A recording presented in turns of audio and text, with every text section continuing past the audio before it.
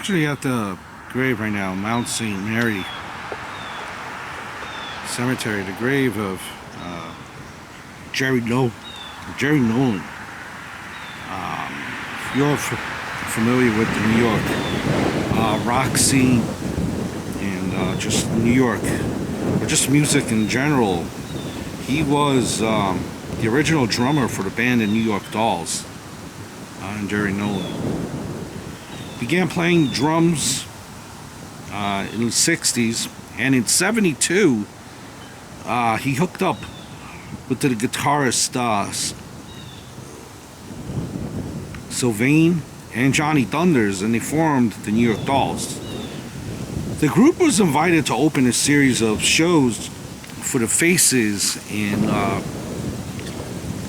England toward the end of 72, and when they returned to the US, they were signed with Mercury Records. They released 2 albums, New York Dolls, Too Much Too Soon, and although neither album sold particularly well, both have become certified rock classics over the years.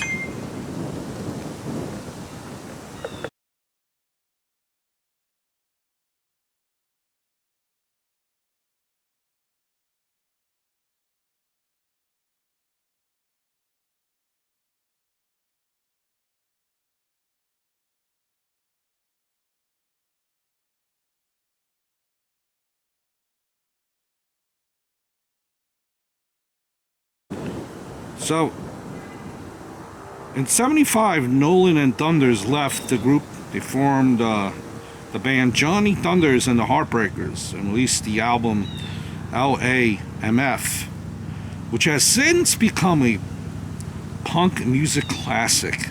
In the following years, the Heartbreakers performed on tours, plus released the albums Live at Max, Kansas City, Live at the Lyceum Ballroom in '84. And Nolan was a part of a series of band projects, including backing singer Sid Vicious, and as a member of the group the London Cowboys, which released the album On Stage in 1985. Unfortunately, Jerry Nolan died in New York City from bacterial pneumonia, which unfortunately led to a fatal stroke. But definitely a legend. The drummer of the New York Dolls, Jerry Nolan.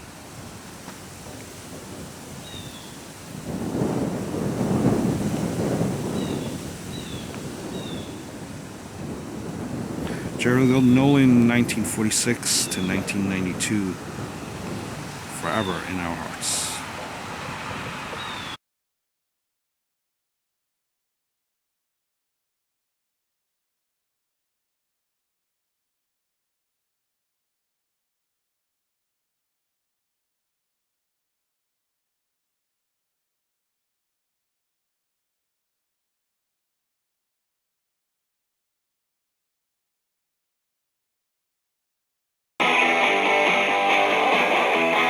They say we were the band you love to hate.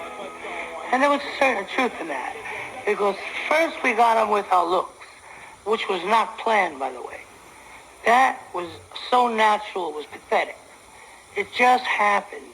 The way we looked on the streets was the way we looked basically on stage. You'd never find a doll, a New York doll, carrying his clothes on a hanger over his shoulder. You just wouldn't find that. It wasn't necessary.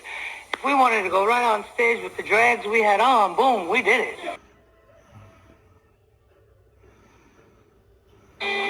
We could have fun with this. Basically, generally, let's keep the songs, the music, hot and 50s, magical. The 2-minute song, the 3-minute song, no more than that. The 2.5-minute song, hit and run. Come on stage, hit and take off.